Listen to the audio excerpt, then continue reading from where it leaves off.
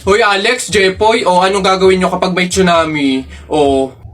Dali-dali, akit ako sa pinakamataas na building. Hindi yun naaabot ng tubig dun, mataas yun. Tapos hindi yun madadala ng tubig. Bato yun matibay yun Ano yun, ang baduy naman yung sa'yo, yung sa akin, sasakay ako sa helicopter. Tingnan natin kung aabot pa yung tubig, yung tsunami dun.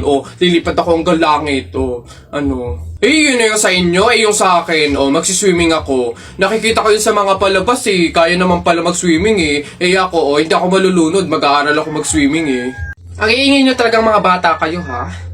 Ayan, tsunami! Ano ba? Hello po, kuya! Hello. Laro po tayo! Ay, hindi pwede, alis ako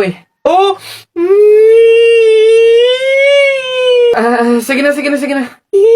Ito yung sa'yo, airplane. Ito yung sa akin. Kunwari, babarilin ko yung airplane, ha?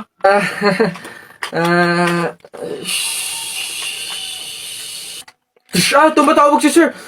Hello, sir. Opo, Roger. Kasama ko po yung partner ko po. Kuya, kausapin mo daw. Sasabihin ko. Ano ba yun naman kasi? Yes, sir. Kuya, may dala nga pala akong pagkain. Pagkain? Akin, pingi. Eto kuya, ginawa namin to ni Princess kanina Masarap yan. Ayoko na. Patay ako. Bakit? Bagsak ako sa lahat ng exam. As in, lahat ng subject bagsak ako. Paano nangyari yun? Ginawa mo ba yung sinabi kong pamahiin sa'yo na kapag may exam, maglagay ka ng libro sa ilalim ng unan bago matulog? Yun nga ginawa ko naman yung sinabi mong pamahiin Kaso, ewan ko ba't hindi gumana? Yun naman pala nakalimutan mo pa rin yung review mo? Ay, kailangan ba mag-review? Ay, nako naman. Naglalagay ng libro sa ilalim ng unan bago matulog kapag may exam para hindi makalimutan yung ni-review. Kaya pala hindi gumana. Akala ko maglalagay ng libro sa ilalim ng unan bago matulog para para magkasagot yung exam. Yung pala kailangan mag-review. Ay, Bona ka! Happy birthday to you! Happy birthday to you! Happy birthday! Happy birthday! Happy birthday! Put your hands together one more time! Birthday, Nana Lexi! Birthday, Nana Lexi! Happy birthday to you! Happy birthday, Lexi! Happy birthday, Lexi! Happy birthday to you! Ikaw na babae ka, hindi naman tayo magkaano-ano. Kung baka pahid ka ng cake sa mukha ko, hindi naman tayo close.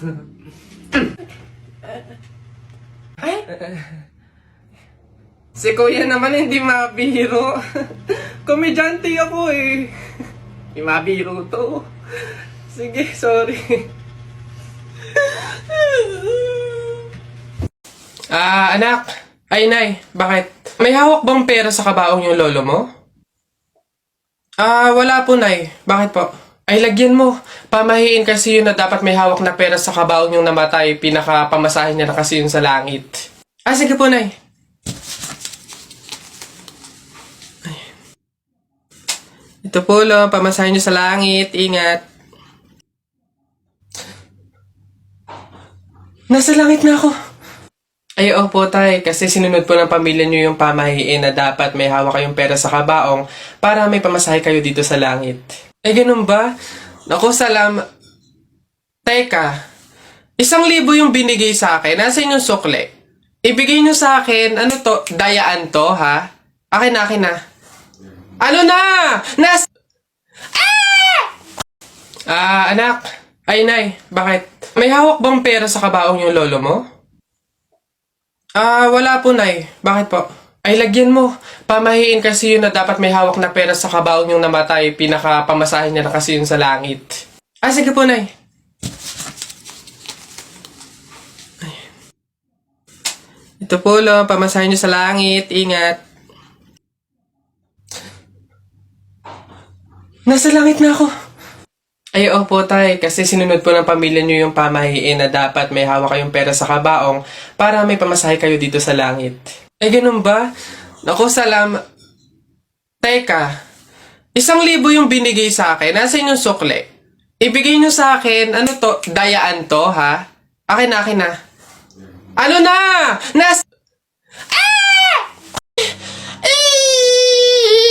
Sige, nak, manganganak ka na, ha? May pamahiin tayo dyan. Oo, Nay. Ano nga ulit yun? Huwag kang magagalit o maiinis kapag nanganganak ka na. Ha? Bakit? Kasi daw maaari magkaroon ng kapansanan yung anak mo. Kaya pigilan mong huwag magalit, huwag mainis. Sige. Pipilitin ko. Ayan na, ma'am. Nakikita ko na yung ulo. Konti na lang, ma'am. Iri pa na. Konti, ma'am. Ayan na. Ayan na. Ay, naputol ko yung ulo ng bata. Ay, ano? Ay, anak. Pamahiin. Pilitin mo huwag magalit. Dali. Okay. Chill. Pamahiin. Sige, nurse, kabit mo na lang mamaya. Iha, ikaw ba yung asawa nung namatay? Ay, opo, ako po. Bakit po? Gusto ko lang sabihin na mamaya sa libing bawal kang kasunod sa prosesyon ng patay. Ay, bakit po? Pasensya na Iha kasi di ba pamahiin na kapag daw kasunod sa prosesyon ng patay yung asawa, maaari daw na siya yung sumunod na mamatay. Maigi na yung nag-iingat. Ay, opo nga, mas mabuting sundin na lang po, no, kaysa may mangyari pang masama. Sige po, gagawin ko po. Oo, kaya siguro dumaan ka na lang sa ibang lugar para makapunta dun sa sementeryo. Wait lang po. Hello, ate! Oh, hello, bakit? Ano ba, nasan ka na? Ililibing na tong asawa mo, oh. Ay, pasensya na ka mo kasi may sinunod pa akong pamahiin na dapat dumaan muna ako sa ibang lugar para makapuntang sementeryo. Hintayin ka mo ako dyan mga 4 hours. Oh, init. Pabili! Ay, ano yung tutoy? Pabili nga akong soft drinks pa plastic na rin. Salamat. Oh, init. Teka lang.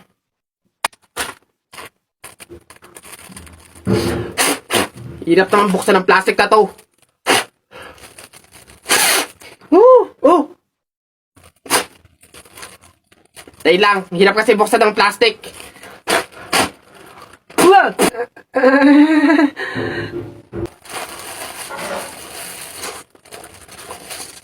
Ay.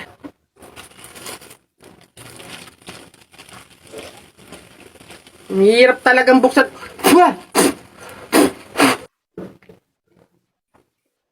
Oh, bata.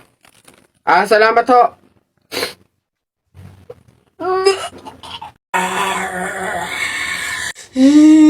Nay, naririnig niyo ba yun? Oo, anak, aswang yun, panigurado. Oo nga, Nay, anong gagawin natin? Alam ko na yung pamahiin ng lola mo. Sabi niya kasi pag daw may aswang, maglagay daw ng bigas sa gilid ng bahay para daw umalis na yung aswang. Ito, lagay mo sa gilid ng bahay, anak. Sige, Nay. Ayan na, umalis ka na, aswang ka! Ayan. Sa wakas may pangsaing na rin ako. Mga auto-auto, papahin, pamor! Tipid-tipid ng mga to. 1 kilong bigas lang. Ano man lang 1 kabang bigas. Saan ba sunod? Ay, ayun. Hala, Nay! Kalabaw. Oh, bakit?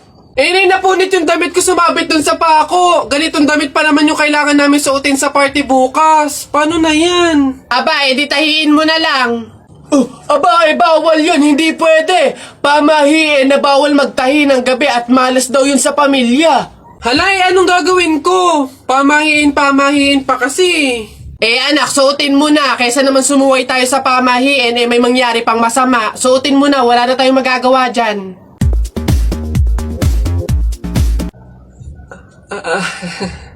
Di ba? Ay! Bagong style, unique, trending, fashion. Alam niyo naman ako, lagi nasa uso.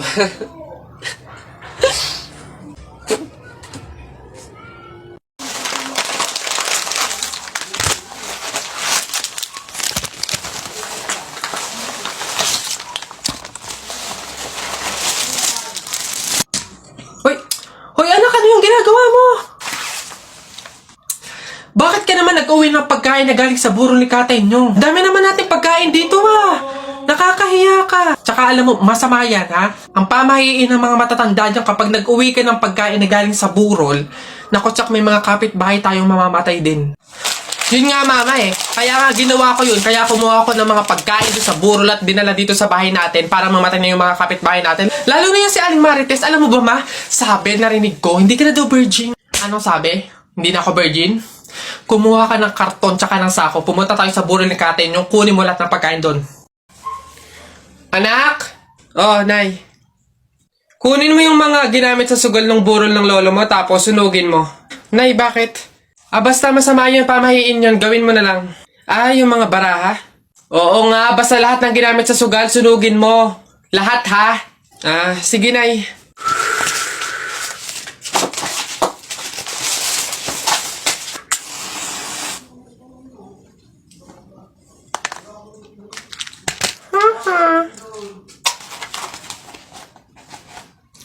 Nasaan yung mga pera dito? Yung mga pinanalo pong pera dun sa sugal ng burol. Sinunog ko na rin po na kasi sabi nyo nga po sunugin ko yung mga ginamit sa sugal eh. Ha? Bakit mo sinunog? Excuse me. May tatanong lang sana ako. Ay sige po, ano po yun? Kaibigan kasi ako nung namatay. Ililibing na, di ba? Napansin ko kasi wala yung taga-sigaw. Wala ba kayong nilagay? Ay, bakit po kailangan ng taga-sigaw? Kasi di ba kaya siya namatay kasi pinatay siya? Nahuli na ba yung pumatay? Ay, ganun po ba? Hindi pa po nahuli yung suspect eh. O hindi pa pala. Ang pamahiin kasi dyan, para daw makonsensya yung pumatay dun sa tao, is kailangan pag ililibing na, maglagay daw ng taga-sigaw para sumuko na yung pumatay sa kanya. Sige po, ako na lang po, yung sisigaw. Ay, ikaw na lang. Sige, mabuti. Ayos, sige.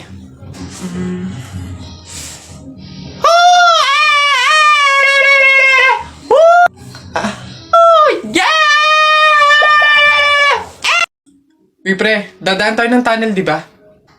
Oo. Bakit? O, sakto. Alam mo ba may pamahiin dyan? Ha? Pamahiin? Sa tunnel? Ano yun? Ang sabi kasi nila, kapag daw dadaan ka ng tunnel, huwag ka daw hihinga hanggat hindi ka nakakalagpas sa dulo. After mo daw makalagpas, ayun na, make a wish, tapos ayun, matutupad daw. Try natin. Ha? Baliw ka pre, hindi pwede. Ang haba ng tunnel na yan, oh. Pang mga maiikling tunnel lang ata yung mga sinasabi mo. Mamatay pa tayo dyan. Pre, wag kang KJ. Ayan na, oh. Sayang yung pagkakataon. Go na, minsan lang to. Oh, ayan na pre, ayan na, ayan na. 1, 2, ha, teka lang. 3, go.